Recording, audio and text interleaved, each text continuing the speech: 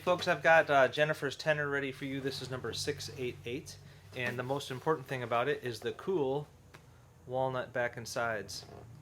There's a story behind this piece.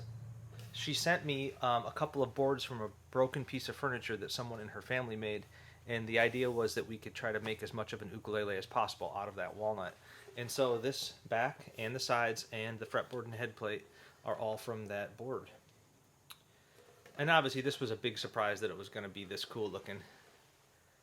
It's very sweet, obviously. It's even got some curl in the sides. And I like the cool line right here. This is a salvage mahogany neck, and then we used her walnut again for fretboard and head plate. For the little scratch plate or pick guard, I chose a piece of walnut that seemed to kind of match this. I just liked how that one looked. And then this is a Western red cedar top that's salvaged wall paneling. So it's even got a little beauty mark left over from its life as a wall panel. I really like the stripes in this. And then I chose maple to wrap it all up in and add contrast. I think we could have done walnut instead of the maple everywhere, and it would have been beautiful, all chocolatey looking, but it's nice to get a little bit of a different look in there.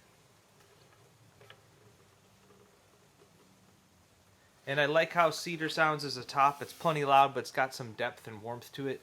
The thing I like best is the like poppy front end attack to the cedar. It's just nice.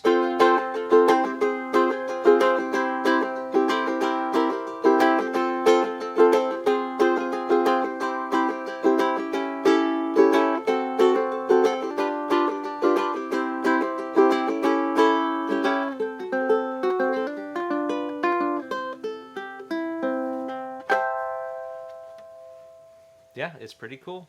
And Jennifer's got a few different instruments I've made. I appreciate the repeat business, and it was really fun to put something together with some family history in it. So, 688, cheers.